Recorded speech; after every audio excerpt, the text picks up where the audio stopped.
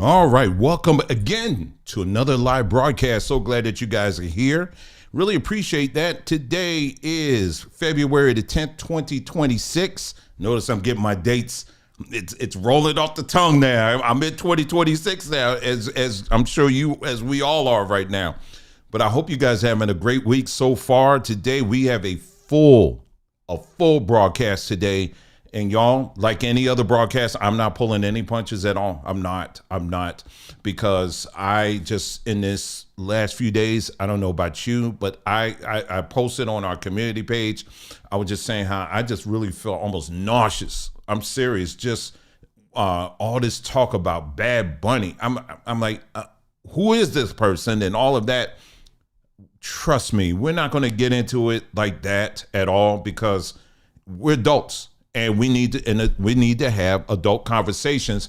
We need to have an adult perspective on very real issues that are pressing, things that we do need to be very aware of. And what we do is we try to widen the scope a little bit on some of these issues that are out here. And we're just going to get right to it. We're going to be as truthful and as honest and as upfront as possible. So if that's something that's for you, then you're in the right place. Welcome to the broadcast, and let's go.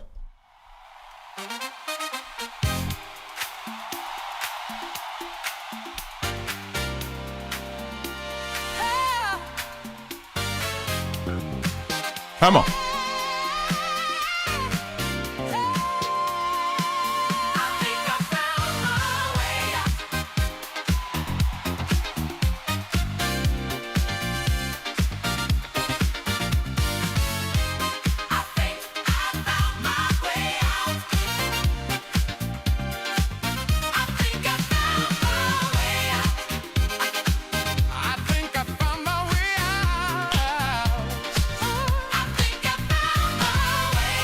Got less than a minute, and we're gonna jump in and get started.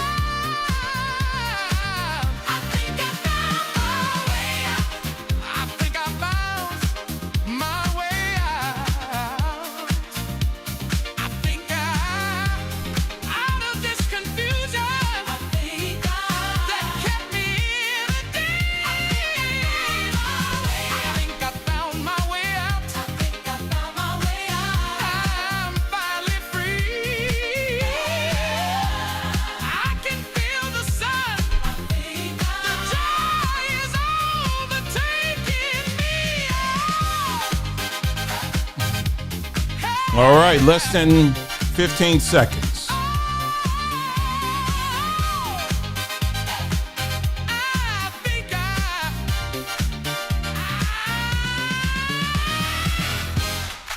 Hey, come on.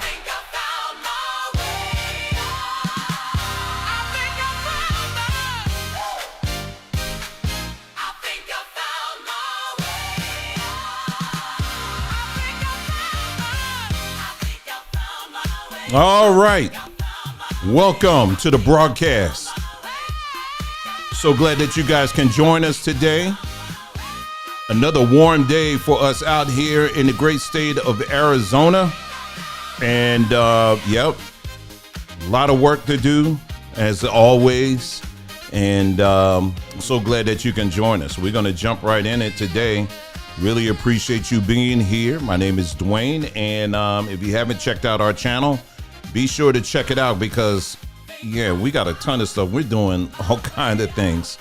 Anything. We're not just pumping out videos here, but we're also, we got a whole side, another side to this channel. We call it, I meant to get another video up to you guys, the research people, today. I'm gonna get it up tomorrow.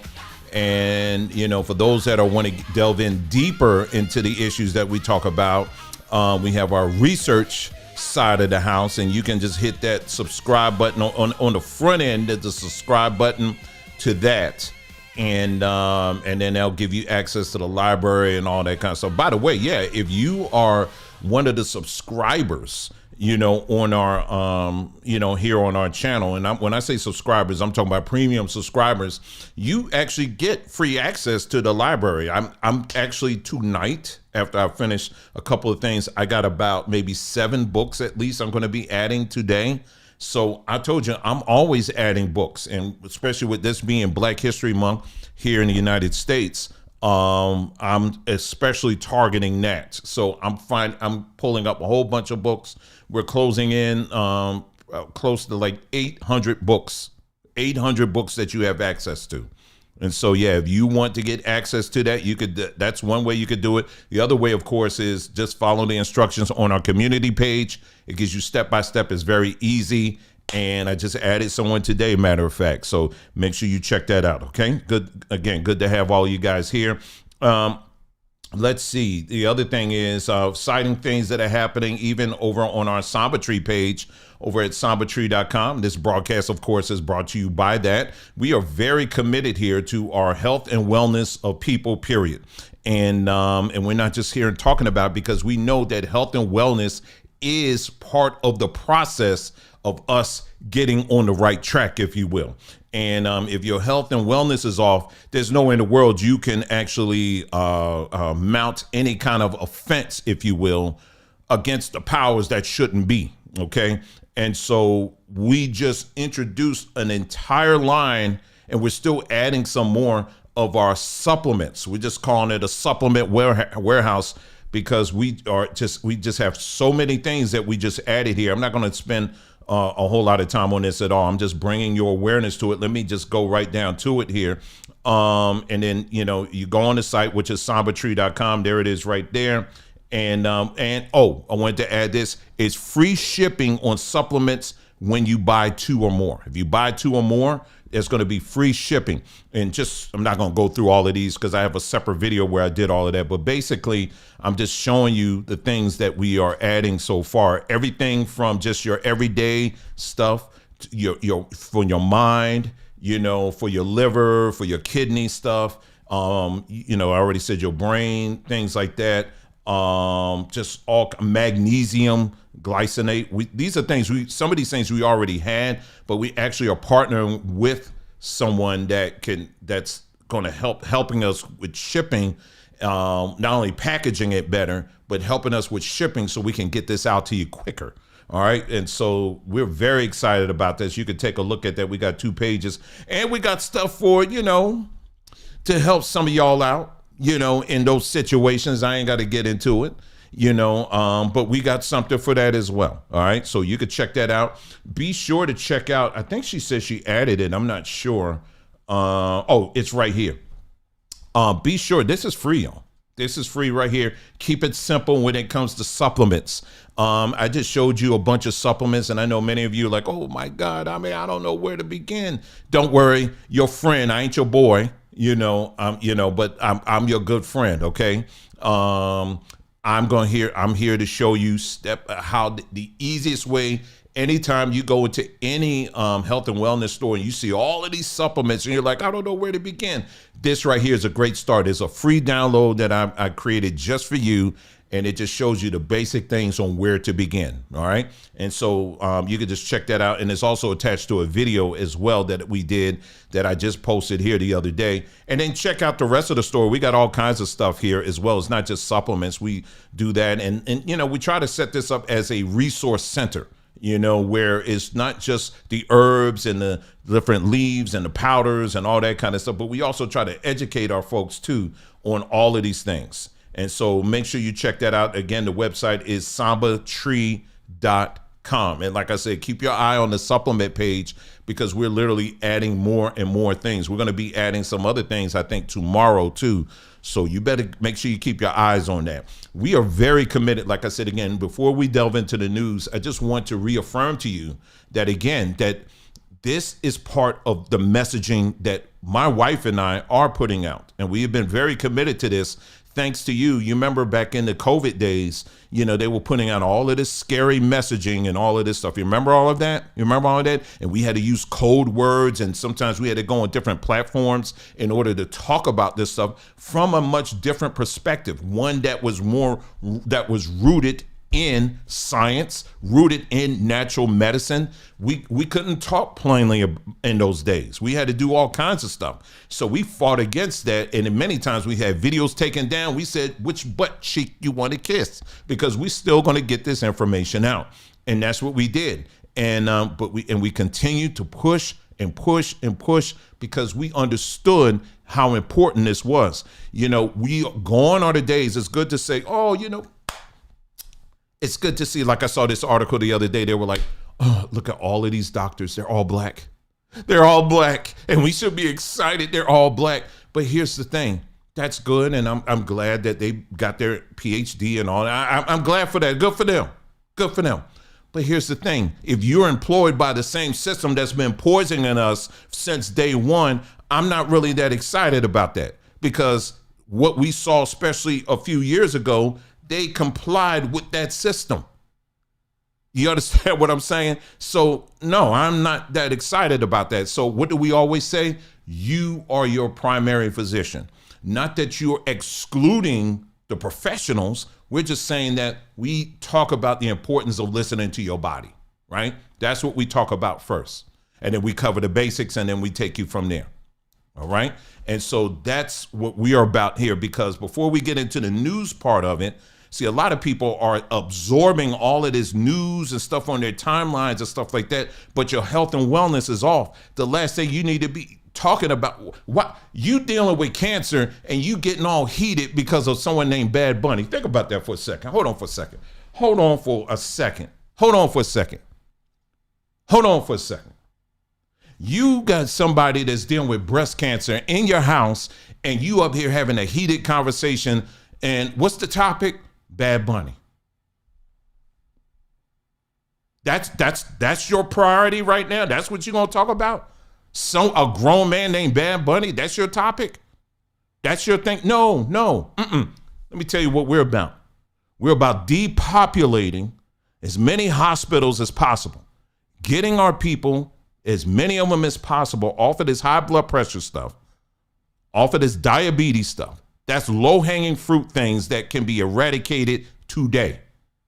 If we can get that together, if we could just get that together, high blood pressure, diabetes, if we could just eliminate that in of itself would cause a transformative movement just amongst our people.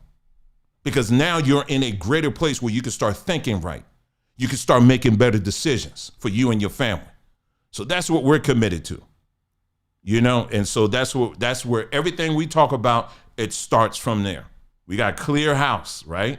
We got to clear that nonsense out, and then we move forward in the other stuff. Okay, so that's where everything begins. So that's where I wanted to make sure you understood that. So make sure you check out, again, our website is sambatree.com. All right. So let's go ahead and get into it. Let's see. So today we're going to talk about, there are a few stories that are out right now, that I've been telling you, that I said that these people are hell bent into getting, I have to come up with a funny name for it, because maybe people it'll register in people's minds, but it's an operation. It's a psyop for sure that is going on right now. Of course, there's always psyops going on against, regardless if it's the American people or whatever, country you live in. But here in America, yes, the United States government has not stopped in performing various different psyops against its own people, specifically when it comes to Black American people.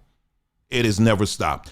And these individuals have been staying on message to try to get Black people into our emotions, so that, again, once you get to a high level of emotion, then that means they can control you.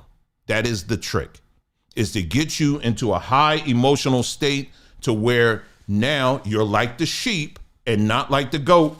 And we've talked about that, sheep and goat. Remember, I talked about that before. Well, the Bible says we got to be like sheep. Don't be like the goat, because the goat, he's too independent thinking. The sheep, you got to be a dumb sheep before no. And I'm saying, no, you are not to be a dumb sheep. There is nothing about your mind. There's nothing about how you are made that is dumb. You are not to be that. You have a mind, a brain, and you have the ability to perceive. All of that is equipped inside of you.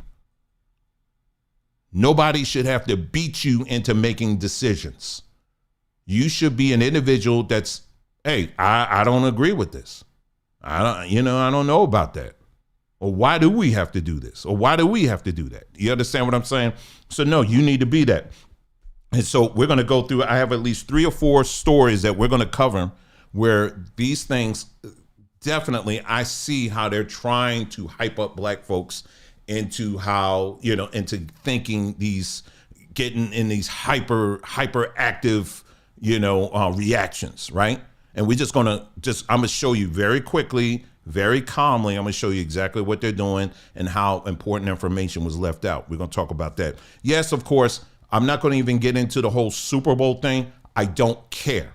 I do not care. Okay, let me say that again. I don't care if I'm an adult and I want to have adult conversation.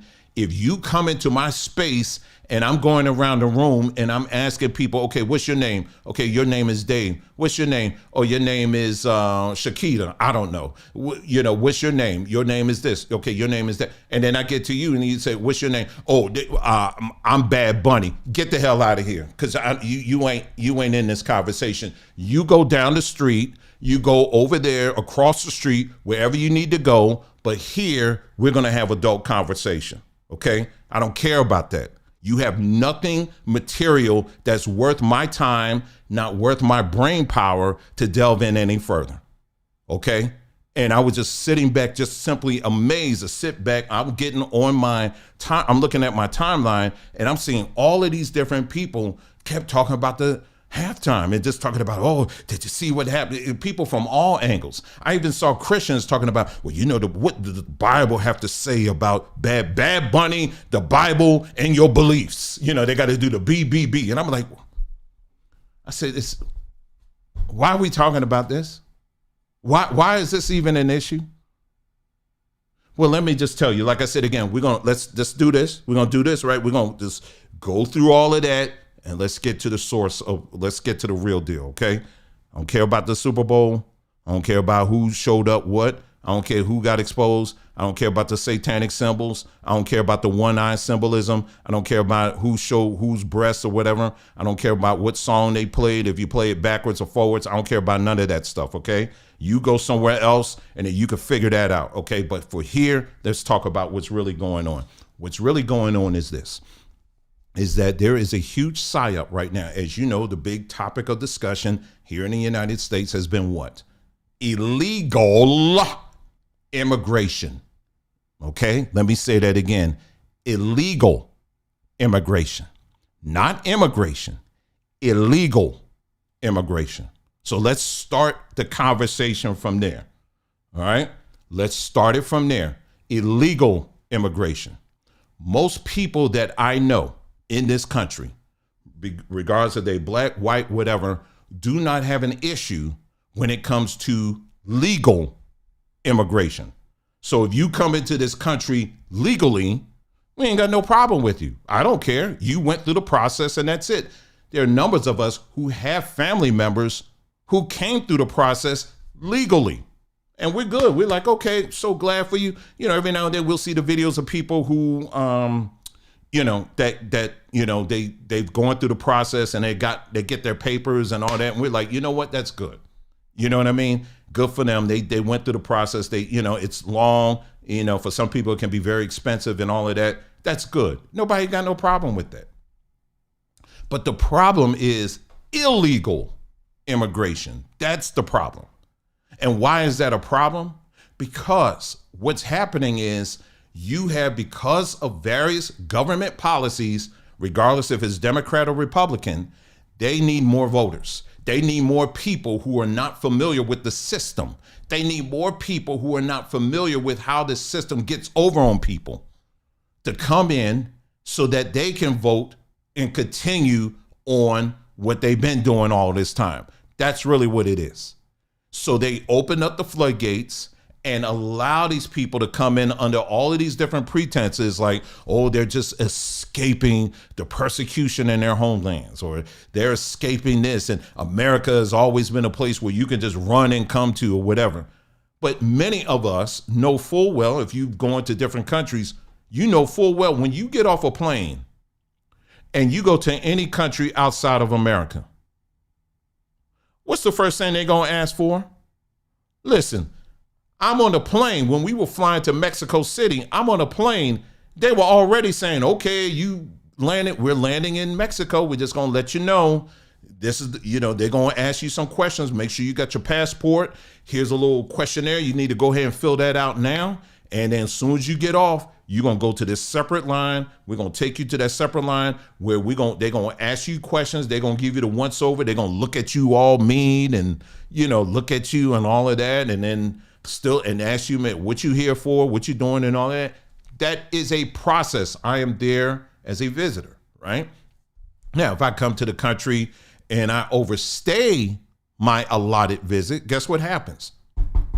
I get a knock on the door and they said, you ain't supposed to be here. You need to go back to your homeland. And I'm sitting up there like, no, I'm Mexican. No, I came to this country and now I'm a Mexican now. They're not gonna tolerate that.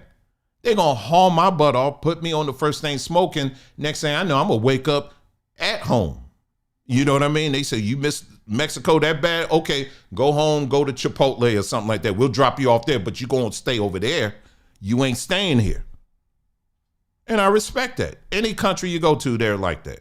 Any country at all. But when it comes to the United States, however, somehow we're supposed to give allowances for anybody. You could just come in and that's it. So that's the underlying issue with all of this, right? So the way that this psyop is working is this. They are trying to sell this whole or force feed into the general population, trying to make it seem as if you're not for illegal immigration, then that means you are against all immigrants. That's the message that they're trying to push. And that is not the message, but that is not true. You can be pro-immigration, legal immigration, but also be against illegal immigration. We can walk and chew bubblegum at the same time. And most black folks, like I said again, we don't have a problem with someone coming in this country legally. Many of us have friends or family members or whatever that have come to this country, had to go through the whole process, had to pay their money and all of that, and they gotten through. It's no issue. But they're trying to twist this narrative and trying to push this narrative to make it seem as if, well, that means you really don't like, immigrants at all. Immigrants, and then it gets into the whole, immigrants really are the ones that built this country in the first place and all of that. And then it gets into all of that stuff. And then it creates these stories that I told you. We live in a world full of stories. And now you're all caught in Alice in Wonderland world and trying to find your way out because they got you arguing something that's not even true. And you got most of the nation talking about a grown man named Bad Bunny. Think about that for a second. How is that a slap in the face to your ignorance? I don't care. If someone says, well, Dwayne, you need to talk about how he's from, I don't care. The conversation starts and ends with that for me. I don't even need to go any further with that. I don't. I've already, as an adult, I made very clear, did I not, and told you where I stand when it comes to immigration. That's the bigger issue. So what they're doing is they're trying to throw in all of this other stuff to try to get people distracted and all of that, and trying to get people showing, saying all this crazy stuff about different people groups and all of that. I couldn't understand what they were saying, all of this stuff. When in reality, there's people all the time that I live in Arizona. You know how many people, Spanish speakers we got out here that live side by side with other people that aren't? And I get up every day and it seems like nobody got no issue with that. Nobody. I would argue that black folks probably got it a little bit more challenging out here than them. But, that's just my little tiny perspective. So that is the bigger issue. And we're going to circle back because I will revisit what I just mentioned about this whole immigration thing. Because later on, I hope you stick on with me, we're going to talk about a topic that I mentioned before. And I was talking about how this, the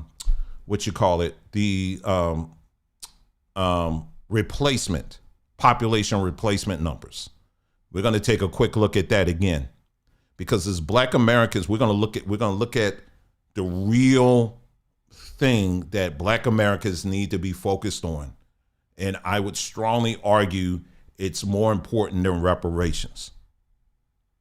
Now, like I said before, for some of you, that's going to be a hard pill to swallow. And if you're someone that's always in your emotions, you are probably, this ain't going to be a conversation for you. It just isn't. But all I'm doing is I'm looking at the numbers. That's all I'm doing. Okay. Now, what you looking at, that's you. I'm just looking at the numbers. Okay. And I'm also going to be very realistic in what's going on. But as far as the whole Super Bowl thing, don't come to me. Don't come to me with that nonsense. You know, I only be half tolerant when people giving me, what's your name? My name is Junebug. Get out of my face, man. How old are you? You know, I'm 60 years old. You definitely need to get out of my face. I know, back in the day, we do that stuff, but after a while, that's just not me. It's just like, maybe it's an only child syndrome thing. I don't know. I can't sit down with someone that got that, and I'm talking, if I'm really wanting to talk about some serious stuff, I can't sit down with folk like that. I can't. It's hard, man. It is. I mean, now we just kind of shooting off, jawing off, having a good time. Man, that's something different. But man, if we talk about some serious stuff here that can impact generations, there ain't gonna be nobody in my space named after an animal. I mean, that just ain't gonna happen. Anyway, like I said again, I'm gonna circle back to that. And because some of the stuff I'm gonna be talking about is gonna come right back to this whole immigration thing. But anyway, some of you may have heard, this Westmore, Governor Westmore. He was out here basically saying that he, was turned away from the White House. Once a year, the White House, they have a dinner, for the, for all the governors. And he was invited to go to one of these dinners, Governor Westmore of Maryland. And he is out here saying that the White House disinvited him. Okay. And so he floated out there that, it's because, here I am, the only Black governor, and they're disinviting me. What a message to send to, in Black History Month. See, I heard that. And me, I just sit back and I said, okay, I know this guy, he's got some other things that are very shady that I didn't like, not because he's Black, has nothing to do with that, but just period. And I'm going to share some things with you. Like, number one, there was a reparations bill that came across his desk. He turned it down. He vetoed it. Okay. This is the Black guy. This is the Black governor that some of y'all out here screaming and hollering about because he wasn't invited to Trump's big house. He wasn't invited to Massa's house. Yeah, this is the same Negro that when a reparations bill came to his desk as a Black governor, he vetoed it. That's number one. Okay, so that's number one. Number two, now the White House, they responded to him, right? And, I don't be paying half attention to this up here. I be fact checking them, their behinds too. But the White House, they came out there, their press secretary, she came out, she said, well, this is the same dinner that last year he was invited to, but he didn't show up. So I was like, I said, dang. I said, okay. I said, well, let me check and see. Let me verify. Sure enough, it's absolutely true. He was invited to this dinner. It was, I'm trying to see what it was called here. What's the official name of the dinner here? I think it's the NGA, National Governors Association. I think that's what it is. So this was a dinner. This was a dinner. This wasn't like a meeting where all the governors sit down and they're hashing out and they're talking business. It's just a dinner. That's all it is. It's not even that serious. It's just it's just a dinner. That's all it is. Last year, Governor Westmore was invited to this dinner. Same dinner. He chose not to show up. And you can look this up.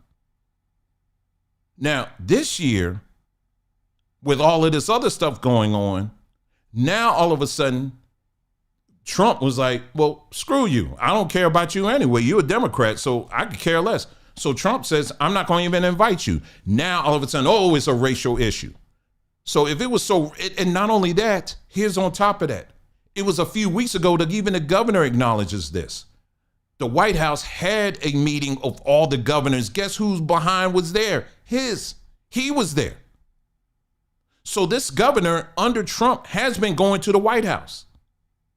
He's been going to the White House. And when he chooses not to go, he has chosen not to show up. But now all of a sudden this month, when you got all of this other stuff going on again, Operation Scare a Negro, now all of a sudden he's jumping in and saying, well, they didn't invite me. Oh, they hate us so much as black people. And then the people just getting on board on that. And now all of a sudden you got like Governor Pritzker and some of these other, well, I'm not going to show up because if you're not going to invite the black man, then I'm not going to show up. You know, it's all show, y'all. It's all show. It's all to get you all hyped up. But this Negro had his opportunity to show up last year and he didn't.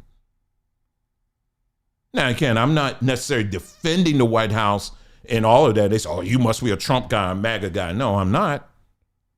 But again, facts are facts. And what I'm trying to do is get you to see the entire picture and show you how these people are playing you and trying to get you all worked up and stuff. Anyway, here's the next thing here. What was the other thing here? Let me pull up his Wikipedia page because you need to see this. Now, this is going to all tie in to something I'm going to get into as we're getting into this conversation here. All right, I did my whole thing about immigration, illegal immigration and all that, right? Okay, so let's take a look at his Wikipedia page. And remember, I just told you he vetoed the reparations bill. All right, so we don't need to read all this stuff here. I said, man, is that, I'm looking at this. His face looked mighty smooth in that picture. Anyway, I'm trying to figure it out. Anyway, but I want you to take a look at this. Early life and education. Let's just jump, I always go straight there. Moore was born in Tacoma Park, Maryland in 1978. And they said to William Wesley Moore Jr., a broadcast news journalist, and Joy Thomas Moore, a daughter of immigrants from Cuba and Jamaica, and a news professional. And then we can go on his maternal grandfather, James Thomas, a Jamaican immigrant, was the first black minister in the history of the Dutch Reformed Church. His grandfather, Winnell Thomas, a Cuban who moved to Jamaica before immigrating to the U.S., was a retired school teacher. His grandmother's stepfather was Chinese. Oh, that's why he kind of looks like that. Maybe that's some of the Chinese. I was like, man, his face looked kind of smooth then. Anyway, I ain't making fun of him. I'm just saying I was just looking at the picture. That's all. Anyway, but there you go. Now, why am I mentioning that? Because what is happening, and this is going to be part of our conversation a little bit later in this broadcast, is that as long as black Americans, you continue to vote for these people who do not have an extensive lineage in this country, this is the kind of stuff that they're going to play. And I'm going to show you. All right. I'm going to show you with this because, again, this is one of many black Democrats that are out here using their platform to push for illegal immigration. OK, that's why I would say this, if you are a black American, I'm saying it with my full chest. Shame on you for voting for someone like Kamala. Am I telling you that you should have voted for Trump? No, I didn't vote for Trump. Okay, I didn't vote for either. I did a write-in. What I am saying is this: once you, and I'm going to show you, because but unfortunately, this is going to be the trend. Many of these people that we are electing, that black folks are electing, do not have an extensive history in this country. But yet you are expecting them to be the banner wavers when it comes to issues like reparations, when it comes to Black American issues. You really are sitting here expecting them to carry that. They don't have any reason to carry all of that stuff. They're going to be loyal to what they have grown around with, what they have grown up with. And it's going to be some of it is going to be Black American, others is going to be immigration / illegal immigration. Again, immigration legally, it's not an issue. Most people don't have an issue with that. It's the illegal stuff that we have problems with. Go ask all these black folks that are in Chicago right now. I think I got a video somewhere there of black people in Chicago. They have been sounding the alarm for a very long time. And they have been talking about pleading with their black mayor, pleading with the black mayor and saying, listen, why do you keep allowing all these folks coming in and they're just taking up all of our space? They're literally taking up all of our space, resources that we have paid for. You're just giving them all this money. You're giving them all this stuff. You're giving them all these resources. Meanwhile, we're literally being pushed out of our own communities. And he just is stone faces, I don't know what. But again, these people are loyal to that. They're loyal to that. And it's unfortunate, but like I said, again, there's a lot more of that going on. Let me see if I have, let me check my thing here real quick and see, because like I said, when I tell you there's, y'all remember, you know, the actress Anne-Marie Johnson? She's that tall, skinny black woman that was in this show, What's Happening Now? And also In the Heat of the Night. And this is her right here. Let me pull this up here. This is her right here. Well, check this out. BET, they posted this. Actress and longtime activist Anne-Marie Johnson went in full incognito to display signs in her yard that stood 10 toes down against immigration and customs enforcement. The signs read F ICE and resist fascism, and one compared federal officers to the Gestapo. Let me tell you something, and I'm going to show you another story too. I have been telling y'all black folks, I said, leave this stuff alone. This ain't got nothing to do with us. But time in and time again, just in the last few days, the loudest voices I am seeing pushing illegal immigration are black women and, to a lesser extent, black men. And I'm talking in the political class, not like on Main Street, but in the political class, the talking circuits class. Yep. People like on CNN, Abby Phillips, all of these folks, they push this stuff.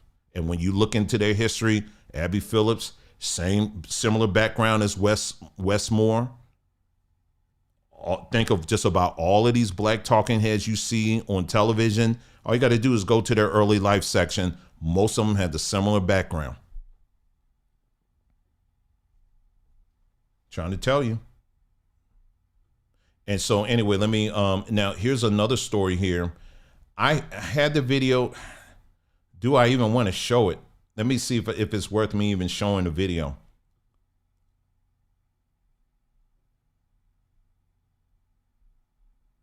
Let me see. Okay. Yeah, okay. Well, I can't play the video now, and I'm not going to even try to, because according to this article now, they're saying the video was actually taken down. But I'll just show you this right here. And then we'll go right to the article, because the article, they do a pretty good job in outlining exactly what happened. Now, here's another story, and some of y'all may have seen this here. This was a car where I'll just read the caption here and then I'll get to the article. News article is out here. They said 2 17-year-old and a 16-year-old car reeked of weed. Cop went too far with the threat, but they were not innocent at. Oh, okay. Basically, what they're saying is, how my light go out that quick? Anyway, I thought the thing was charged up. Never mind. I'm just a little darker. That's all right. Love my skin. Anyway. So there's this video where the cop, and I'll go through it. You know what? I'll just pull up the article for you. How about that? I'll pull up the article for you because the article does a very good job in just completely outlining what took place here. I may have to, let me see where I'll put that thing. Let's see. Oh, here it is. All right. Slide this thing over here.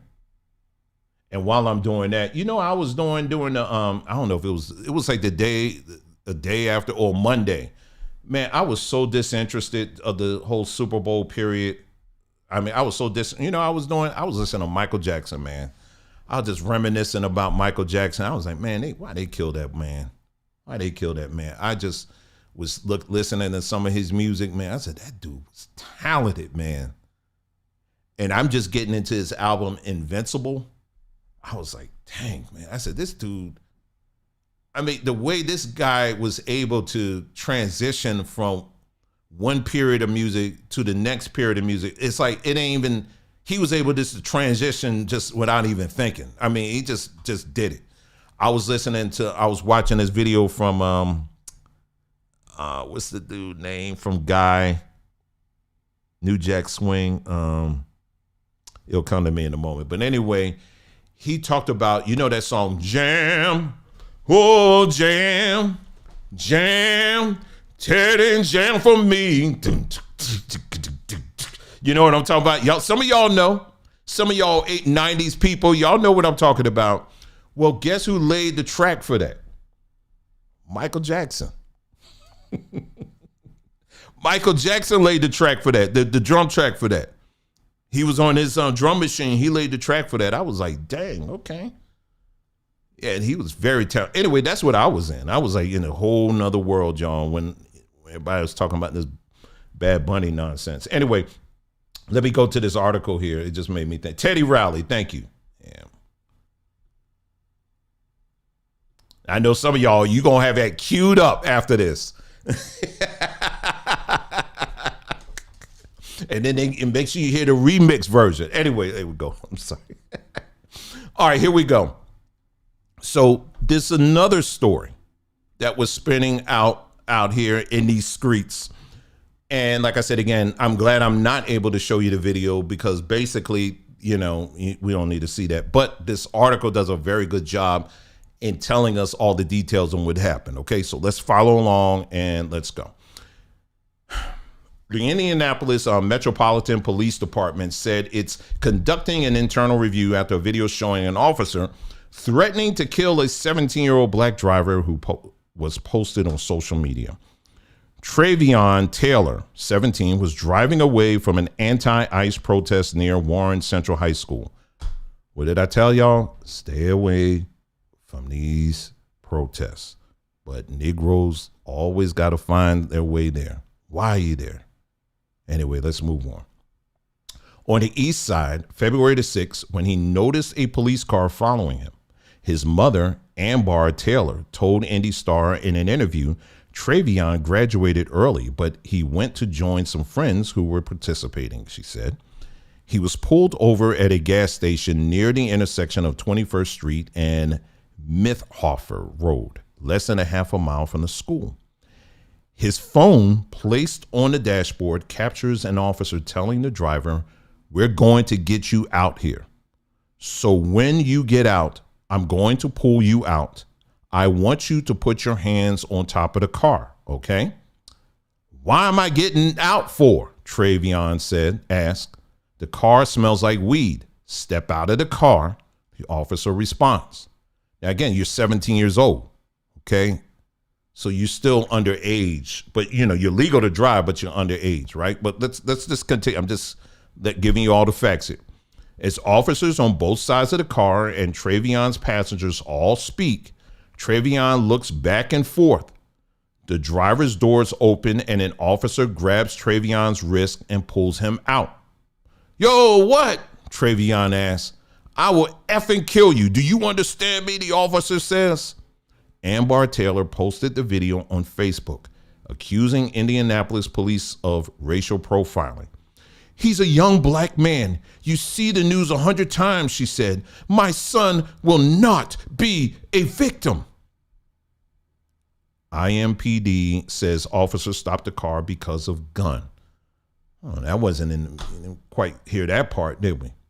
Officers were monitoring the protest, one of many anti-ICE student walkouts held across Indianapolis and the nation, because it received information that students might have guns there. IMPD said in a statement posted late February the 6th. They pulled over Trayvion's car after seeing a juvenile get in it with a gun, according to the statement. Specifically, officers stopped the car at 2:28 p.m. February the 6th after Trayvion failed to signal during a lane change, according to police, who said the passengers were two 17-year-olds and one 16-year-old. Under Indiana law, a person under 18 may not carry a loaded firearm outside of certain exceptions, including hunting, practicing at fire range under adult supervision, or on a private property with their guardian's permission. Minors who knowingly possess a loaded firearm for any other purpose can be charged with a misdemeanor. The officer's handling of the February the 6th situation is under review, according to the IMPD statement. While the video does not show the entire incident, some of the language heard does not reflect the standards or values of IMPD. It says, accountability is essential to building trust and legitimacy with our community. The involved officer was equipped with a body-worn camera, which recorded the incident. An internal review is underway to determine the full circumstances of the encounter, including the statements captured on video. All right, so this is all what they have here. This is what they got from 16-year-old and 17-year-old. This is what they had in the car. All right, so we can see all of it. Okay. Now, what is a 16-year-old and 17-year-old doing driving in a car with this in their car? A gun, apparently a loaded gun and weed. What are you doing in the car with that? Okay.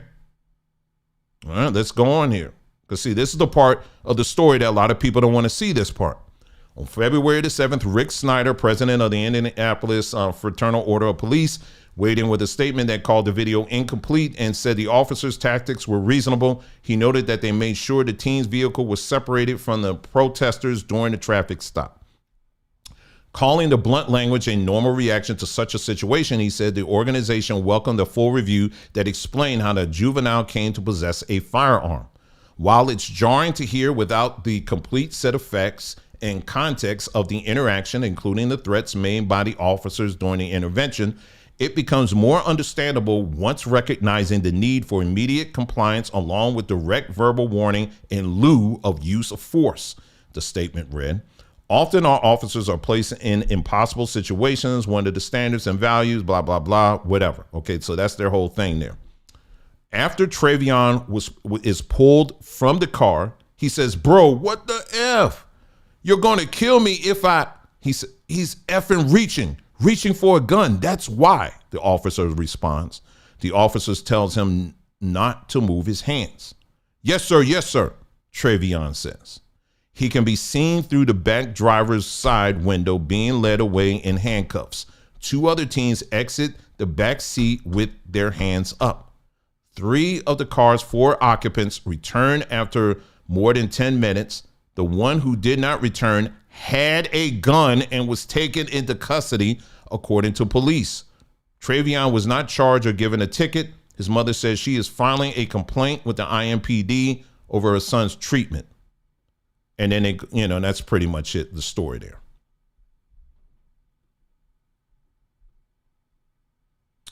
Okay. So now we see the rest of the picture. We got the rest of the picture here. Okay. So the video, if you didn't see the video, it's getting hot out in Arizona. And let me see if I can turn this light up here a little bit more. Hold on. I think I got it up as high as I can go. Let's see. Okay, that's a little bit better. Okay, so as you can see, there was a lot more to the story, wasn't it? But again, that story, that video clip that I was going to play, like I said, you can look it up on X and I'm sure you'll find it. You know, it only showed that part. Let me just give you a quick tip. If you are under the legal age limit to carrying a gun, carrying a weapon, and you are driving a car and the police stop you for whatever reason, don't reach for your gun. You don't reach for it, because the moment you're reaching for it, guess what happens? To that degree, you have escalated the situation. I haven't even gotten to the weed part. We don't even have to touch that. But if you have a gun and the cops, the first thing you're supposed to do is, if you have a gun in your possession legally and you get stopped, you're supposed to tell the police officer, hey, I'm a licensed gun carrier, and yes, I have a gun in my possession. You're supposed to tell them that first. But clearly that probably didn't even happen. But yet here we got all of these people on social media running all of this noise and saying, see, they still after us. They're still attacking us. Thankfully, nobody got shot. Thankfully, nobody got killed. But here's the basic question I have for you. Here's the basic question I have for you guys. Why are y'all going to an anti-ICE thing in the first place? Didn't we tell you stay away from it? What's your point of even going there? Why are you going? Why is you going? Why are you going? That's number one. Number two, why are you going bringing a gun? Why are you going to an anti-ICE event and you are bringing a gun? Well, nobody wants to talk about that. Of course not. But the cop said he was going to kill. Yeah, daggone right. He's going to say that. If he sees you reaching for a gun, guess what's going to happen? Somebody going to die, and guess who's more equipped not to die? But you tripping off of the words that this guy said? No. You already done broke the law. But what happens? You got people, they start rallying around that because, again, your emotions start getting high. Oh, they coming after it. See what I'm saying? And next thing you know, you off to the races on stuff and only have half of the information. Now, I'm not sitting up here saying that you don't have any racist cops out there at all. Of course, I'm not saying that at all. You'd be crazy not you'll be crazy to say something like that. Of course there are. But you and I, who are honest people, we know good and doggone well on this same YouTuber, right? This same YouTube, we can go right here on YouTube and you can find police intervention after police intervention after police intervention, where the police simply come up to the people and they're like, listen, hey, listen, you know, I saw you got all of this. You came in there skinny as a broomstick, and now you looking like Santa Claus. Just stop, okay? Because we know you done took stuff. No, I didn't. I'm just, why you bothering me? Why? And then it escalates into, next thing you know, you fast forward that video, it goes from calm to next thing you know, they rolling on the ground, screaming and all of that. And people know. Now it's a known thing. We only focus on these one little instances where someone does go across, go past the lines, and then we make that a big issue. Of course, in cases like that, we should make noise about that. But this right here, no. But I saw how people was just running and jumping and just get all into that. So that's another story that we can dismiss. We started off with the mayor, or rather the governor, Wes Moore, talking about how he wasn't invited. And we just showed you that last year he was invited to the same event, but he just chose not to show up. And he also mentioned out of his mouth that just a few weeks ago, he was at the White House. But yet he's out here trying to spin it as if Now all of a sudden they don't want him because he's black. And you got black folks all across the fruited plain that are out there carrying that torch, right? So we just talked about that. Now we got this other story that I just talked about as well. These guys carrying a gun, got weed, got all of that stuff, but yet because they were stopped, now all of a sudden we're supposed to rally around them in their races, okay? Well, here's another story. Let me see if I can find this one here, because I forgot to cue this one up. You have to give me just a moment here. Now, this was a story that came out of Georgia. And this story was involving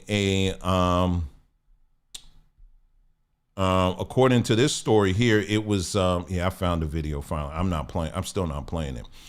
This story was involving a guy that was here in this country. I actually talked about this. It was involving a guy that was in this country for about 50 years. And is this it right here? I'm just trying to pull it up here. Yeah, this is it right here. Let's see. I'm trying to make it bigger so you can see it here. All right, here we go. Let me pull it up here. This is another story that they're using to try to loop black folks in and get us all in our emotions. It's another one right here. Here we go. So this was down in Georgia, and basically this is how the mainstream media and a lot of black folks in the talking class, they try to spin it, okay? Military veteran deported to Jamaica after 50 years in U.S. And so the story goes on, this is a man that's been in this country, for over 50 years. He served in the military. And now all of a sudden, the racist Trump and the administration, they just can't stand him. So they deported him. See, black folks, I told you, they're going to be randomly pulling black people off the street, and they're just going to start deporting you. They're going to just start getting rid of you. I told you they're going to randomly get rid of black folks. Well, again, I heard the story and I was like, there's always more to it. I'm always going to say that. I'm like, yeah, I'm not, before I launch and allow my emotions to get into this one, let me get into this. Because initially I was like,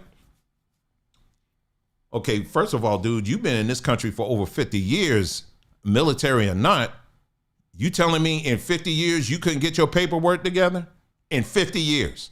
Military or not, I don't care. And not only that, he had 7 children. 7 children in the military, but for some reason he couldn't get his paperwork together for 50 years. So that alone, I was like, something about that ain't adding up. Something about that ain't adding up. Wade. Well, guess what? Mr. Wade, well, he has a criminal history. Oh, we didn't hear about that part, did we?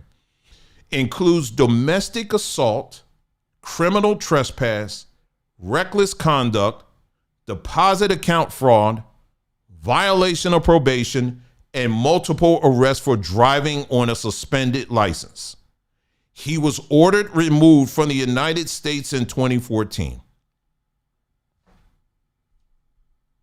Guess you didn't hear that part, did you? But the only part they're pushing out is they're using this guy as to try to tell you that if they can deport him, they're going to deport all black people. Let me tell you so again, just to be very crystal clear here, one more time. Black folks,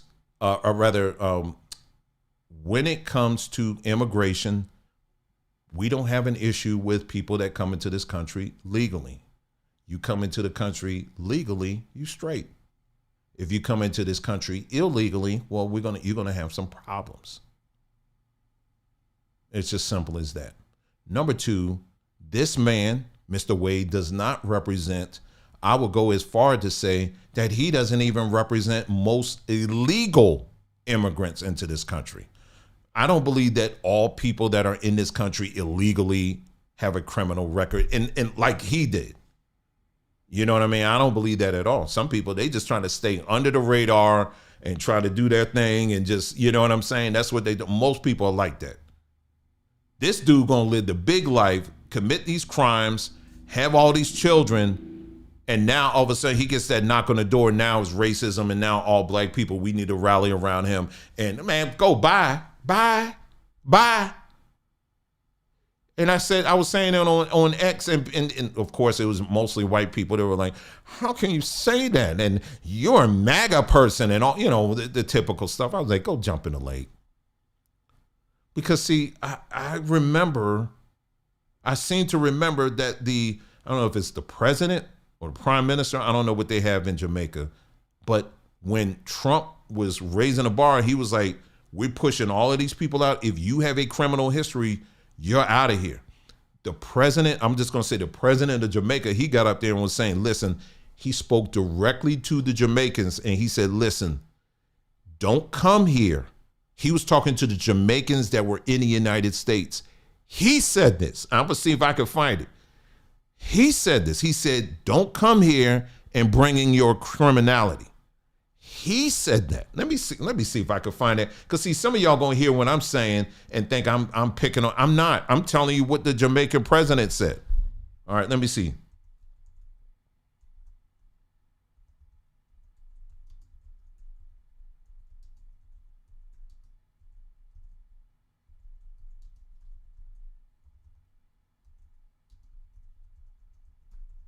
Let me see if I can find it. I don't know if I can find it or not.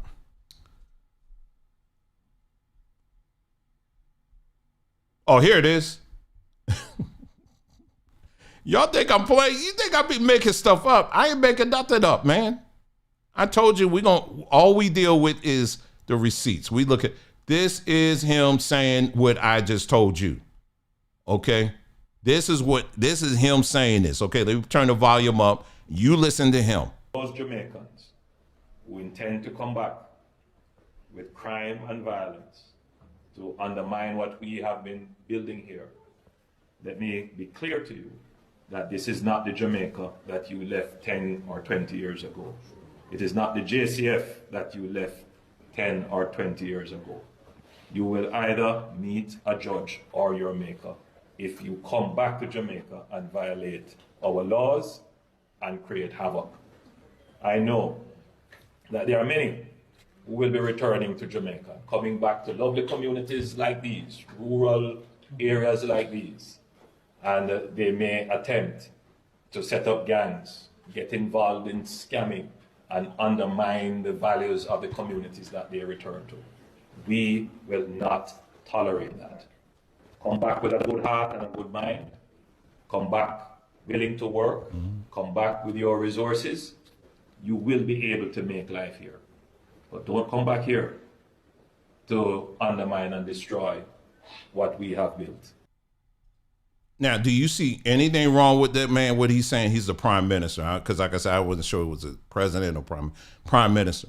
Now, do you see anything wrong with what he's saying? I don't see anything wrong with I applaud him for saying that.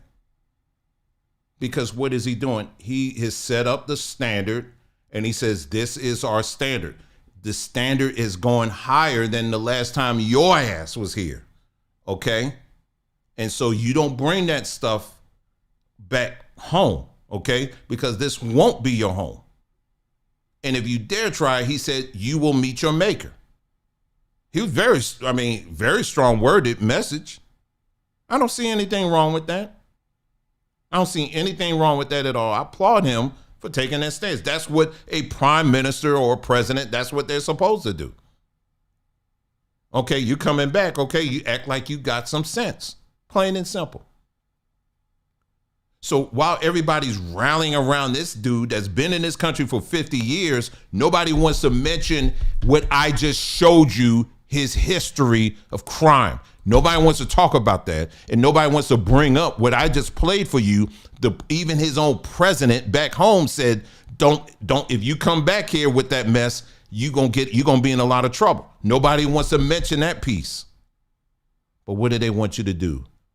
Oh Lord, you see, if they're going to come against him, they're going to come around and get all black people. They're not, if they were to grab me, where are they going to deport me to? Where am I going? Where are they going to drop me on? What, Gilligan's Island? Fantasy, it must be I think Fantasy Island, okay, because I don't think Gilligan's Island, I don't remember any episode where they had black folks on there. Yeah, Fantasy Island. They'll take me to Fantasy Island. That's probably about the only place they'll deport me to. But where are they going to send me to? So no, don't buy into this nonsense where they talking about they're going to deport random black people. No. And how are you going to avoid from getting in any trouble at all? Stop showing up to these anti-ICE events with gun and weed. I mean, is that hard to do? I don't, is that even hard to do? Because again, you got all these celebrities out here. Again, they're forcing what I said in the beginning. They're forcing this message, trying to suggest that somehow you don't like all immigrants. You just hate all immigrants. And that's a bald-faced lie. That is not true at all. We just simply believe, like all other countries believe, that there should be a legal process that everybody should go through. There should be a filtering process. There's nothing wrong with that. But there's just the willy-nilly have all of these people just bum rush the thing. We've already told you, and go even deeper than that. When you look at the organizations that have been pushing open borders, not just here in the United States, but also in other countries, those organizations, many of them are Jewish organizations.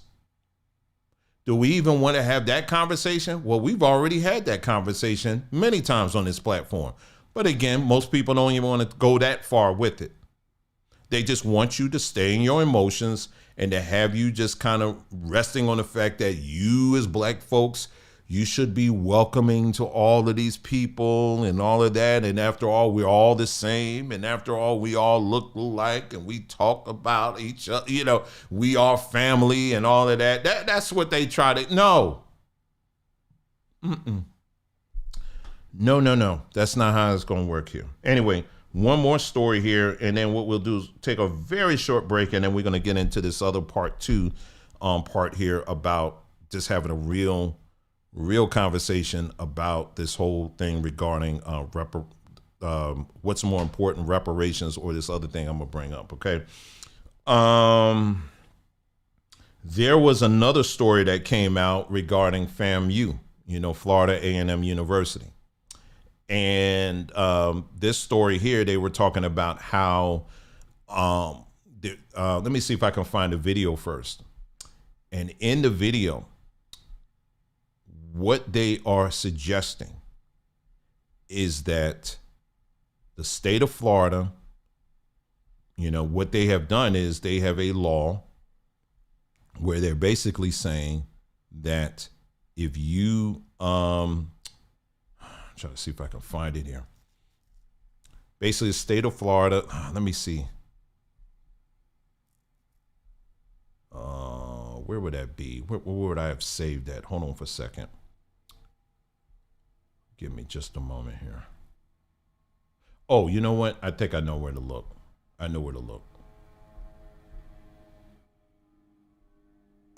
Where is it?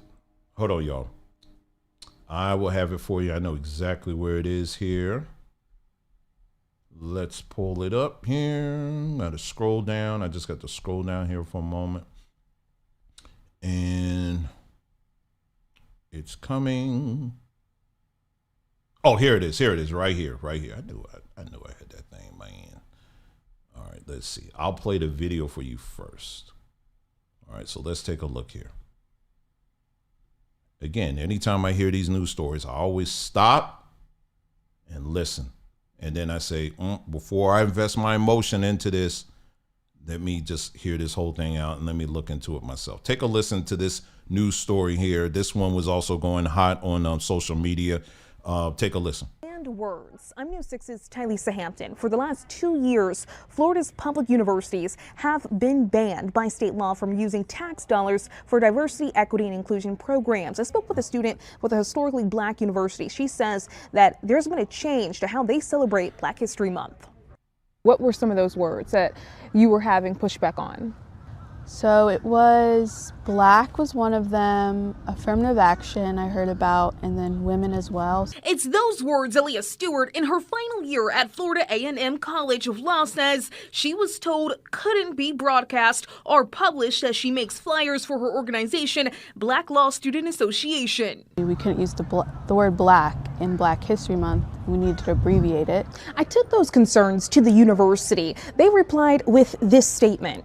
In part saying Florida A&M University has consistently been in full compliance with Senate Bill 266 and Board of Governors Regulation 9.016. We support and have implemented the policy direction established by the governor, the legislator, and the Board of Governors as it relates to DEI and consistent with related federal court rules. Okay, so that's where it ends there. Okay, that's where it ends. And so once again, what happened? People were off to the races. Because I'm listening to this story and I was like, this doesn't make any sense. I understand the law and what they're saying as far as like the anti-DEI stuff. I get that. I do get that. Okay. As far as like the state law, what they're saying is that they are not going to continue. If you are an educational institution and you are having programs or whatever that are designed for groups based off of religion. No, I don't think it's religion, my bad. When it comes to race, like you can't have the Indian organization, club or the black club, or you can't have the Asian club or whatever. They're saying that in the state of Florida, they're saying that they're not going to continue to allocate funds to schools who have those types of programs. Now, I personally don't necessarily agree with that because it just leaves a lot of holes open for a lot of things. I do understand the whole anti-DEI stuff, but I also know that they've gone a little bit too far on some of these things. And that one, I would say is a very grayish thing there. You know what I mean? And it shows up in a story like this. So anyway, so here you got FAMU, which is an HBCU. What they are saying, what was presented to the public in that news story was that here you have a black student at an HBCU who was having their organization was having an event, and they put out flyers, and on the flyers they mentioned the word black on there. And so the story, the reporter, she immediately flipped to the state law, SB 266, and was saying, see, this is what they wanted, and see, this is what's happening now. And so I scratching my head and I was like, well, that doesn't make any sense because this is an HBCU. So if this DEI stuff, I mean, if they're being that dogmatic about it, then why is FAMU still getting funding from the state if they're really that serious? If this is the detail they're getting down to, you understand what I'm saying? I said that don't even make any sense. So they're going to continue to fund millions of dollars to FAMU, but if someone puts a flyer out at a black school that has the word black, you're saying that they're in jeopardy of losing all of it? I said, I don't know in what legal universe does that even make any sense. That wouldn't even make any sense. And well, come to find out, it doesn't. So again, I had to look in a little bit further into this. And, with the help of Grok, it made it a little more sense to me. So here you go. The state law, SB 266, and the related Board of Governors, Regulation 9.016, do not explicitly ban the word black or prohibit mentioning Black History Month. Instead, they prohibit public universities from using state or federal funds to promote, support, or maintain DEI programs, with DEI defined in ways that include initiatives involving differential treatment, classification based on race, sex, etc. FAMU's administration, interpreted those rules. Read this part here clearly here. FAMU's administration interpreted these rules conservatively and applied them to the event flyers, likely because the flyers were created, approved using university resources or in an official capacity. This led to the words like black, affirmative action, and women being flagged as potentially problematic under a broad reading of the DEI restrictions, even though the event itself was a student-led cultural observance. So basically what they're saying there is that, no, this wasn't a move by the state. This was actually a move by the school. The school went the extra mile to broaden that out. And my guess is they were doing that just to make a point. But no, it wasn't necessarily the state doing that. And the best analogy I can come up with is something like this. Let's say you live in a certain town, right? And they said that, we're going to have a curfew starting at midnight. You are not to be outside. Curfew begins at midnight. And so what that is generally meant, most people interpret that as, don't be outside driving your car, or don't be outside in front of your house or walking down the street or whatever, because more than likely they're going to catch you, right? Now, let's say, for example, there's a curfew, right? This curfew's on, is after midnight. And let's say you got a couple of dogs that need to go out. Well, you let your dogs out in your backyard that's fenced in, and you're sitting out there and watching your dogs go to the bathroom. Well, it's highly unlikely that they're going to come send a SWAT team and arrest you because you're sitting in your fenced in backyard because you're, just monitoring your dogs as they use the bathroom. Do you understand what I'm saying? Now, is there a legal curfew? Yes. Are you outside? Yes. But like I said, the general interpretation of it is understood that generally means you can't be outside in the front or whatever, acting crazy and doing all that kind of stuff. That's generally what it means. Now, someone can try to push the whole thing, like a nosy neighbor can say, I saw Dwayne out there in his backyard or whatever.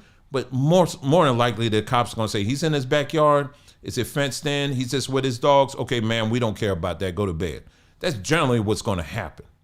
You understand what I'm saying? But this university opted to take it to the hilt again, and that created a whole situation. So no, this is not, once again, once you look into it, this wasn't really the state. The state left the door open for this gross interpretation of it, but it's up to the school basically on how they want to interpret it. And what they did was they took it and they just stretched it out to the hilt. And like I said, again, the only reason why I could see them doing that is because, again, they just wanted to make a point about the law, which I agree that there's too much gray in that for me. I understand the whole DEI thing. I get it. But I think it just leaves the door open for stupid stuff like this. You know what I mean? That someone can take the law and really go really hard the other way with it. And quite honestly, in this day and age, we don't have time for the games and all of that. We just don't. So anyway, so there you go. So those are the stories there. Let me see what I have here. Okay. Just real quick here, just another quick reminder. Make sure you check out our website over at sombertree.com. Like I said, again, we're so happy and proud that we're able to offer this to you. We have now greatly expanded our supplement section. Man, we got a ton of stuff there. If you haven't been over there, make sure you check it out. Again, the website is sombertree.com. And just hear what I talked about at the beginning of this broadcast. We are 100% committed in getting as many of our people as possible out of these hospitals, out of these operating rooms, out of all of this. We're tired of and done with it. We're tired of hearing about our people suffering from things like high blood pressure and diabetes, when we know good and doggone well there are some things that we can do to fix that. And we're not just throwing pills in your face and saying, take it. No, we're going to provide some education. So make sure you check out. I have a free guide on how to approach supplements, a very safe, very calm way of doing that. Also, make sure you subscribe to our email over at sombertree.com. And also make sure that you are subscribed to our Somber Tree YouTube page, because we're uploading stuff there all the time, all kind of great information. It gets you to think about certain things and all of that. And we're all learning together. We're not professional, experts and know everything like that. But, any information we come across, we are more than happy to share it with you. So make sure you check that out. Okay. Good for the whole entire family. Website again is sombertree.com. Okay, so let's get to this last part here that we're going to talk about briefly. This is something I've talked about in the past, and I'm gonna bring it up again here. Hopefully my thingamabob here, then okay, good. It didn't erase it. Okay, let's see here. Because this one I'm gonna have to use my phone a little bit here.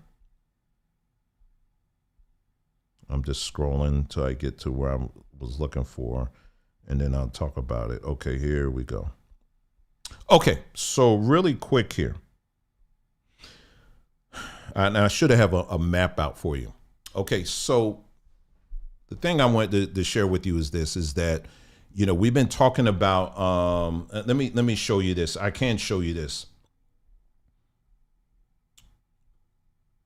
And I would have had even more information too for you on this. Where is that? Let's see if I can find this. Anyway, there was an image that someone had, and they showed that there was, at least for this Super Bowl. Let me see if I can find it maybe.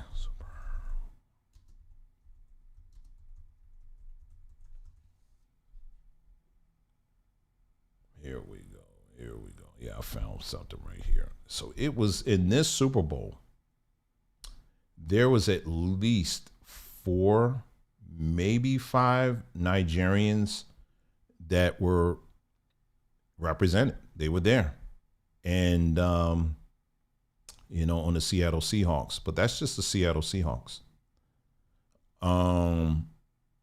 But there's many more. You know, that's just the Seattle Seahawks. You're going to find a lot of people from Africa that are coming in the NFL.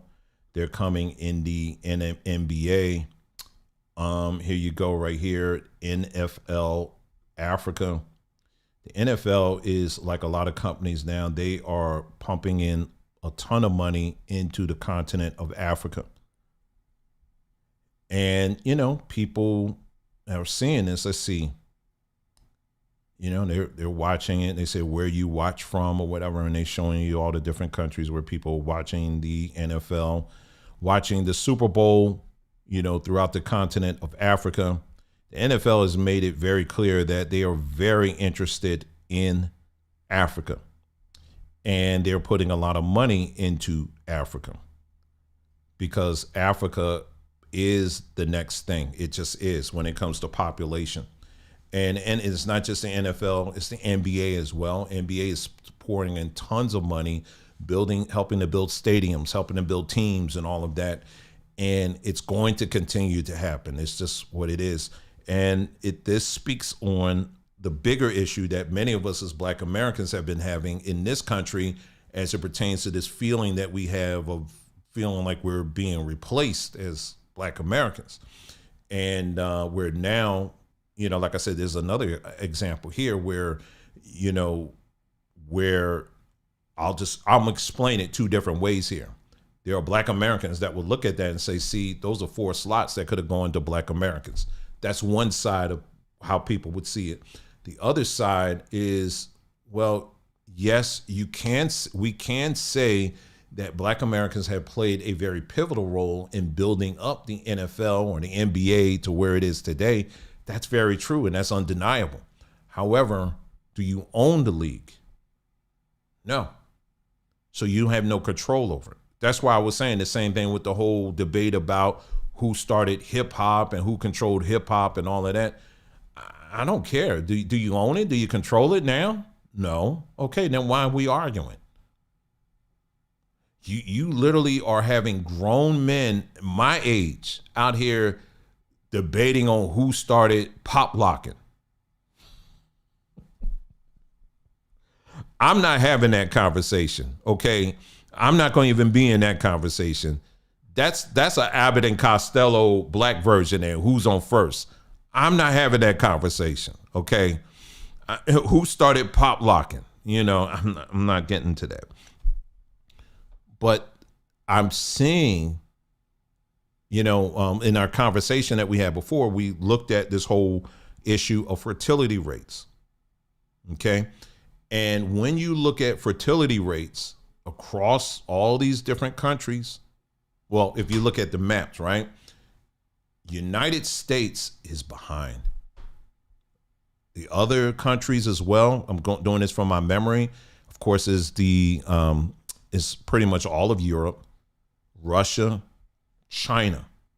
All of these countries are falling way behind their fertility rates. In other words, as time goes out, as time continues to roll on, their population is going to continue to go down. Okay. In Africa, and then we'll look at we're looking at the continent of Africa, but specifically we're looking at the countries that I recall when we were looking at this before was like Nigeria, some countries in East Africa, like Kenya. It's probably another country over there, but Nigeria, Ghana, a couple of other West African countries. Well, their fertility rates are very high. So let's see here, the replacement. Let me see, current rates in here for Black Americans is 1.9 children per woman. And you can't catch up. You're falling behind with that. Now, when it comes to Africans, and again, I have a breakdown based on the country. The average fertility rate is 4.1 to 4.6. And examples are in Niger, 6.7% fertility rate. In Congo, Democratic Republic of Congo, it's 5.5%, 5.5. In Nigeria, it's 4.6. And in Kenya, Rwanda is 3.2. And they said even the low African countries are still above replacement.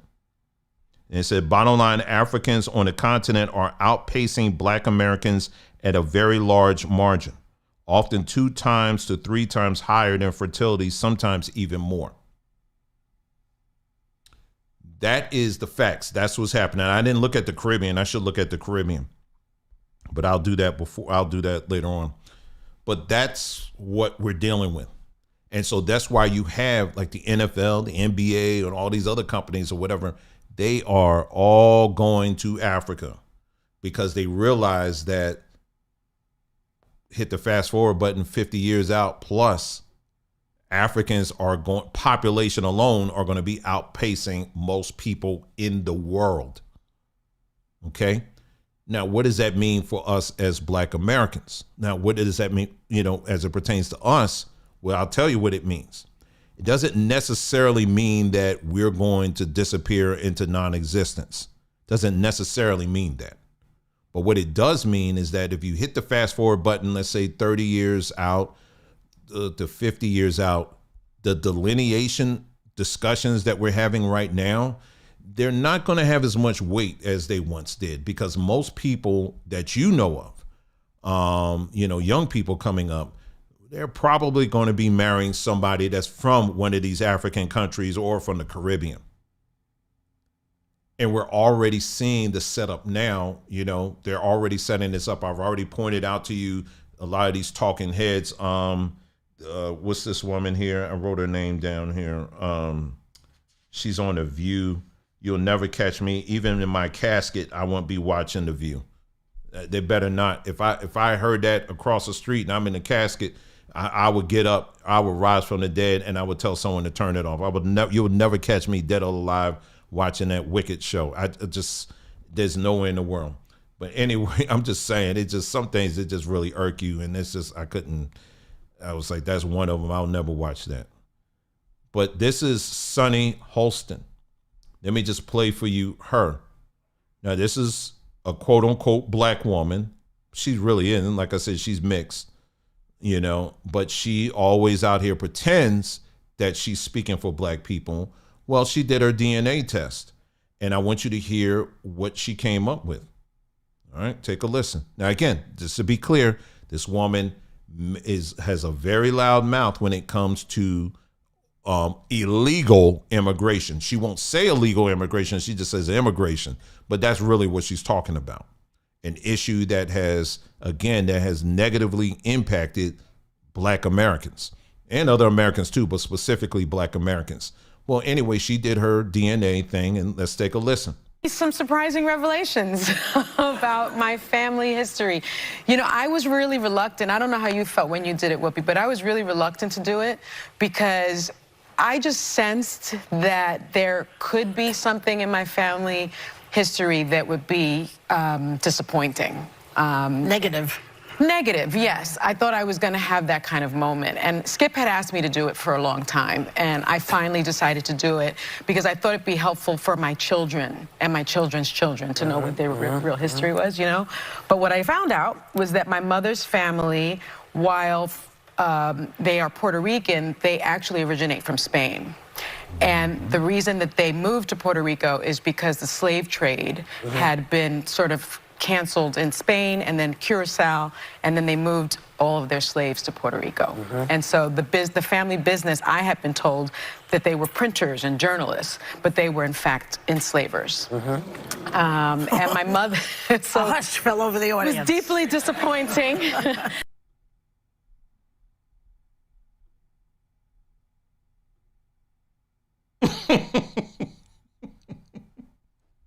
Let me help you with that one, sis.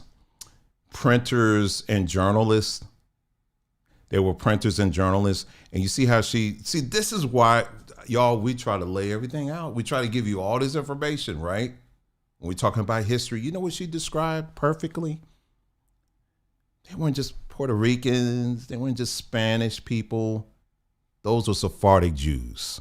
This woman is a Sephardic Jew, y'all. She's a Sephardic Jew. She would never say that, wouldn't she? They moved over with their slaves. Their business was slaves. That's a Sephardic Jew all day and all night. That's all day and all night. What you talking about? But why did I play that? Because these are the individuals, and I challenge you. When you get a little free time or whatever, look at a lot of these talking heads. Roland Martin, he's another one. Family are in his lineage, he has immigrants in there. Many of these people, and I'm talking even in these fraternities, sororities, politicians, people that claim to speak for Black American interests, in most cases, their family's only been here for a hot minute.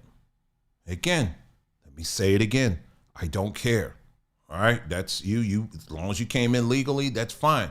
But what does that say to us as Black Americans? What that says is that you are dealing with someone who is going to be a little bit softer on those issues that are important for Black Americans, right? That's really what it comes down to. And all you got to do is look at all these people, listen to what they're saying. And when it comes to illegal immigration, most of them are very soft at that. Most of them are very soft. And here's another thing that I would say to particularly FBA people. And like I said, FBA is a whole separate situation there. All right. And FBA to me it's an online cult. I'm just going to say it. Okay. Now there's some things I agree with y'all on, but there's a lot of stuff that y'all do. I can't go with you on that. Okay. But let me just say this. You want to stand on your square and you want to say, because like I said, some of the members of that will say that as Black Americans, there's nothing in our lineage comes from Africa. That's one of the things I would say I don't agree with you at all on, right? Not all your members say that, but there are members that do say that.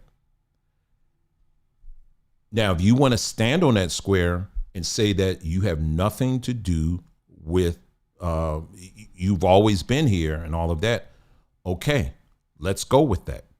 Okay, let's go with that. Because you know what? I actually kind of sort of agree with you on that. And let me tell you why. When we as Black, we were African, when we were brought here to this country, we were everything about our culture, as you know, everything was stripped away from us. We already know this, right? we were coming from an Afrocentric culture, all right? This was a non-Western based culture. When you look at African cultures, what are they big on? Marriage.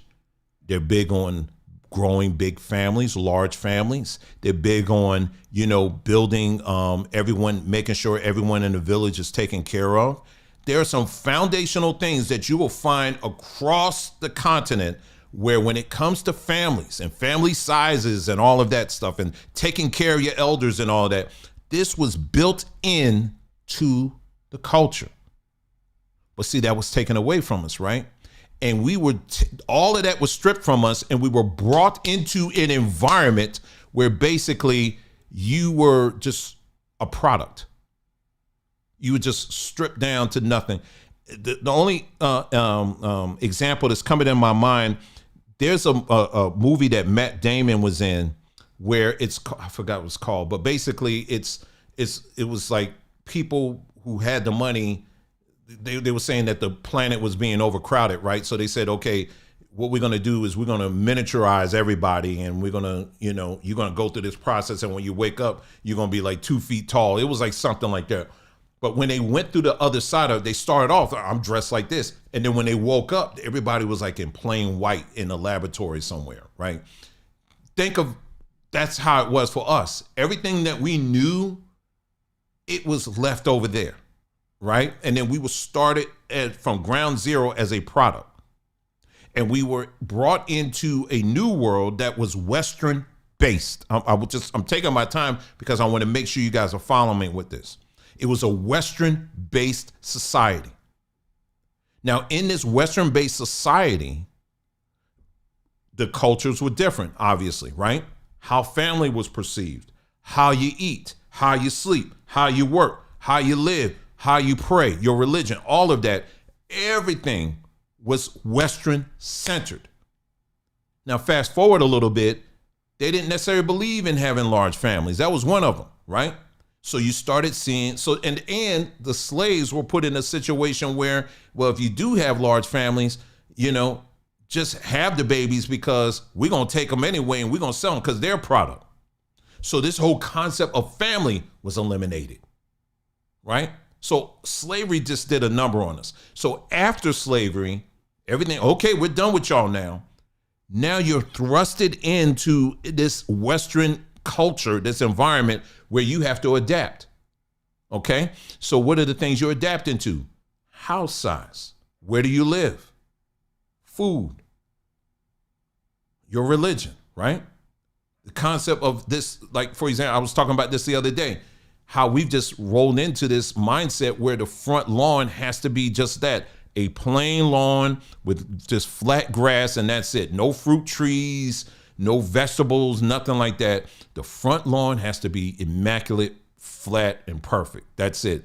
The backyard, you could do some of that, but make sure you check with the HOA first. That's not how it is in other cultures. But in Western culture, that's what it is. Hit the fast forward button a little bit when it comes to family planning, right? Now we're getting into abortion, right? Abortion, even though you did have some of that in the continent, it wasn't in the freaking industry like it is in the westernized society. All right. So you have abortion that really became front and center. You have, feminism. Feminism was another thing that really became a huge thing. Now, I've listened to people who are in African studies and all that, and they talk about the women kings and all that stuff. I know about all of that stuff, right? And so it was that feminism to a measure, yes, but not like this, not what we're seeing today. Because even those women kings, they procreated with men. They still, at the end of the day, they did that because they saw the value of growing families, right? So they had all of that. Okay, so you got feminism, you got you got all this other stuff going on, right?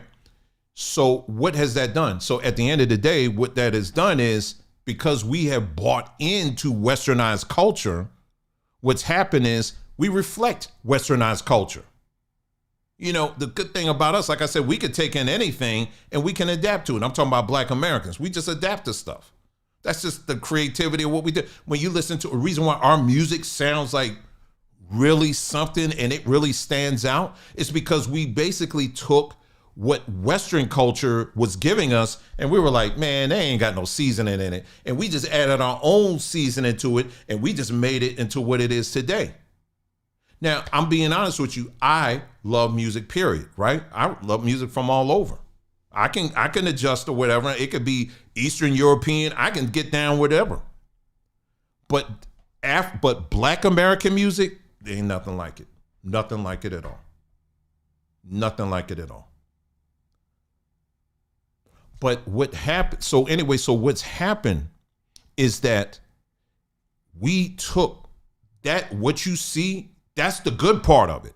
We was able to take westernized culture, we was able to add our seasoning to it, and was able to make something unique. That all day and all night, we agree. But we also adapted something else from westernized culture. What is that? How we see our families, how we grow families, the importance of having, growing your families with the Black man and the Black woman and all of that stuff. We adapted westernized mindset where we have to have these endless, stupid conflicts online where it's the Black man against the Black woman. And, I don't need a man and I don't need a Black woman. I'm going to go and I'm going to be a passport brother and all this other stuff. All of that stuff, when you go back into ancient Africa, that wasn't no issue. It was, no, this is my people and we're going to grow regardless or not. We're going to grow and we're going to grow and we're going to continue to contribute to this. It was no questions asked. But in a westernized society, what's happened is that now you got all of these quote unquote options. And so what I'm saying is when you're comparing numbers like 1.9 fertility rate with Black Americans versus 6.7, the math ain't mathing with that. And what I'm saying as I'm bringing this to a close is this, is that when you look at most of these black politicians, many of them, they do not have a vested interest in pushing for specific Black claims because many of them, their immediate relatives ain't even from here. So they're going to prioritize what's in their own house. And what I'm saying is as time continues to go on, it's going to continue to happen. That's just what it is. Now, let me say some even harsher words when it comes to reparations. I've said many times before, on paper, reparations is a sound argument. I am with it on paper. In reality, it ain't happening. Now, you may hear me and get mad at me saying that and think that I'm being a doom and gloom person and I'm just this, that, or whatever, but I just ask you one thing and then you can decide afterwards to hear me out. And it's going to be short. What I'm saying is this. I don't even know other way to say it, but I'm just going to say it. What straight man believes that the most effective policy in getting what's owed to you is by begging and voting? Let me say that again. What straight man believes that the best way for you to get what that belongs to you is by begging, by doing long YouTube videos, and by voting? Let me tell you something. Trump already showed you an example of this. Trump and his people, they said, we want that oil in Venezuela. Did you see Trump get on TV and start doing these long videos? Did he go on Truth Network or what, social or whatever, and was like doing these long videos where he had like 20 different people and they're all arguing, talking about who's going to get what cut of the oil and all of that? No, they ain't do any of that. You know what they did? Next thing they said it once. I woke up the next day. They already got an American flag planted in there, and they already got the vice president like, God bless America. Just that quick. Just that quick. Next thing I know, and then they're like, okay, this is what happened. Basically, we sent our Hawks down there, and they did this. They sent a sonic boom or whatever. They did all of this stuff. And basically, we got the president. Next thing I woke, my eyes came up the next day. Next thing I know, dude, I didn't even know what happened. Next thing I know, they were talking about he's in New York. I was like, what? He's in New York? They was like, yeah, he's in court. By the time I caught up to what was going on, dude was already in New York. And they already claiming, yep, that's our, Venezuela, that's ours now. Let me tell you something. Black folks who are out here demanding reparations, they just showed you how to get what you believe is owed to you. And it ain't by what you've been doing.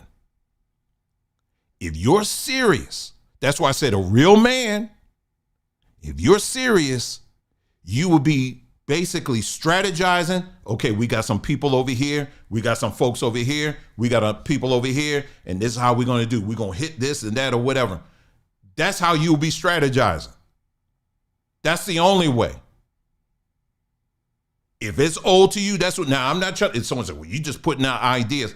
Who else? I'm just telling you. Now, am I saying for you to do that? No. Because a real man will also say, you know what, based on our numbers alone, there's no way in the world that Jerome and them are going on 57th Street are going to take on a Tomahawk missile. You know what I'm saying? You down in Dallas and think we gonna hit this. Man, next thing you know, you got a Tomahawk greeting you at the door. That ain't not gonna happen then. That's what you dealing with. So no, black folks ain't prepared for that kind of fight. That's what I'm saying. So that's the other side of it. So I'm not sitting up here saying we got to start mounting up an army and all this other nonsense. I'm not saying that. You'd be crazy to do that. But the truth of the matter is that's what I'm saying, having a serious conversation when it comes to when we're talking about things like reparations. Yes, on paper, you're absolutely right. But the government system, the matrix system that you're in right now, rest assured, you're not going to, the way you're trying to get payback, it ain't coming that way. It's not. It's not. And that's where some people, they turn to the Bible and say, well, that's all right. Because just like, Pharaoh, he was made to give the wealth of Egypt to the people and all, all of that stuff. I ain't talking about that. I'm talking about right now, real live stuff. And what I'm saying is that no, you're not going to do it, especially when you keep electing the same politicians that have these backgrounds. They're not committed for you. They're not committed to you. Because, well, you get behind these organizations, ADOS or FBA or whatever, that get you all worked up and riled up and say, yeah, that's right. We're going to have to elect and we're going to rally behind this politician. Okay, you get the politician, they get in office, and then next thing you know, you're like, okay, what about the reparations? Like Wes Moore, for example, what about reparations? What's that? Let me veto that because I ain't trying to do that. Then you got to wait another 4 years and go through the same thing over and over again. And by the time it gets to your grandchildren are going to be like, reparations? Yeah, that ain't my agenda right now. That ain't my thing. What I'm saying is this, the landscape, like it or not, it is changing. It is changing. And so my commitment is not so much like I'm giving up and throwing my hands and saying, you know what? The hell with all of this stuff. What's the point of even trying? I'm not taking that. I'm not taking that perspective, and I'm encouraging you not to either. My focus right now as a 55-year-old man is this. It's about leaving a legacy. That's really what it comes down to, ladies and gentlemen. What kind of legacy do you plan on leaving? That's what it comes down to.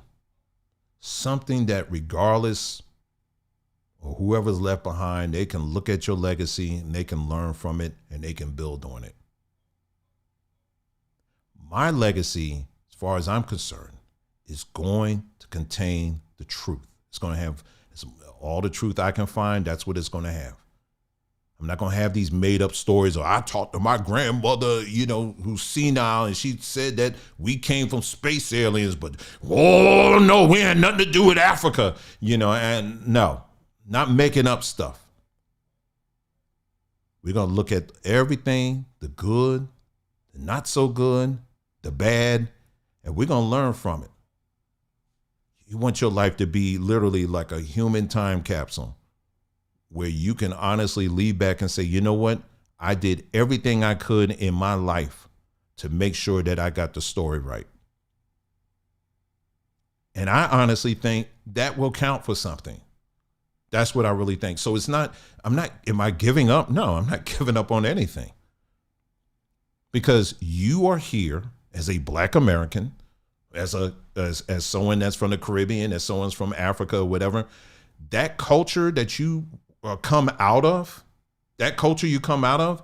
you're to represent that to the fullest extent as possible. It is. But this is the only thing that I would throw out to those that come from these other countries. Represent your country, represent your culture the best you can without trying to smother mine out. That's all I'm saying. I can respect your stuff. I can respect your wherever you come from. I respect all of that. I could work with you. But don't come up in here. On one hand, there's a study, and maybe I'll post it one day. Someone pulled up this study, and they said they studied. Now, this is Haitians now. They didn't look at other groups, but they looked at Haitians. They said they noticed, this is like a peer-reviewed study. They said with Haitians, they said they will easily relate themselves as Black Americans, talking about Haitians that have immigrated here to the United States, when they feel like they are at the same level of oppression. Like if Haitian Americans are dealing with a certain level of oppression, they'll say, yeah, we're just like the Black people or whatever, we're just like Black Americans. But then they said that they noticed that Asians tend to separate themselves when they feel like when their culture is being honored, they tend to separate themselves from Black Americans. Now, this is a peer-reviewed study. Like I said, I'll have to dig back, and then once I find it, I'll repost it for you so you can see it for yourself and then make up your own mind. But this is something that many people have been bringing out. And it's, and that's the thing. I could, but what has been put into you? I got my dear family down here in my Alabama family down there. You may scratch your head wondering, why am I in Alabama? Alabama's got a lot of rich culture. Has a lot of great things in that state of Alabama. It does. The stories that they can tell us, right? The different foods and all the things that Alabama has that Black folks have built down in that great state. You're there because you are there to basically to exemplify everything that you've been made to exemplify. You're there for a reason is what I'm starting to say.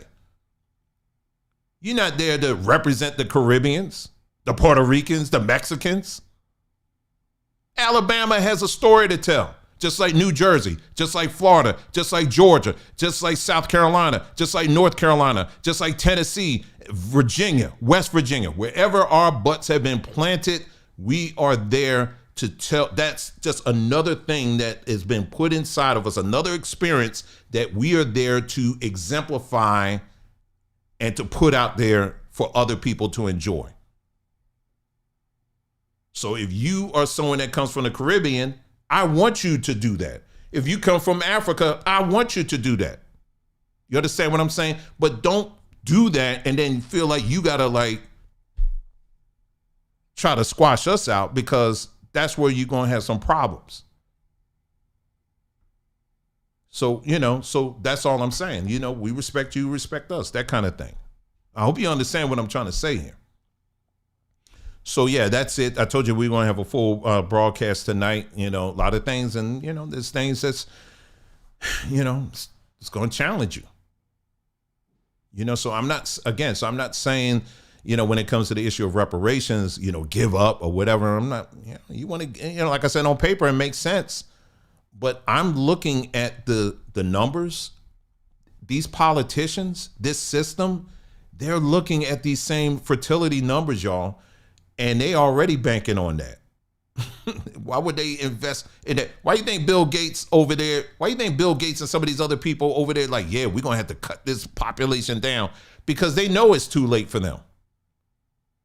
And then I'm listening to Black Americans over there like, see, it's all coming to pass now. They're going down, but we're coming up. Well, if you Black American, your numbers ain't really, your numbers may be going up slightly, but compared to people on the continent, you're already behind from the fertility rates. You ain't going to pass that. We are not passing that. Not at those rates. So over time, things are going to change. Things are going to adjust, but make sure that your story is always being preserved and told the right way, the factual way. All right? So that's it. Our legacy does matter. Your legacy matters. Commit to that. Okay? That is all I have for you guys. I hope you guys got something out of this broadcast. Yeah, that is it. And let me see what we can close out with here. What do I have here? Is this the one here? Let's see. That's it. There you go. I'll close off with that. All right. Thank you so much for tuning in. You guys take care, and I'll talk to you again soon. Take care.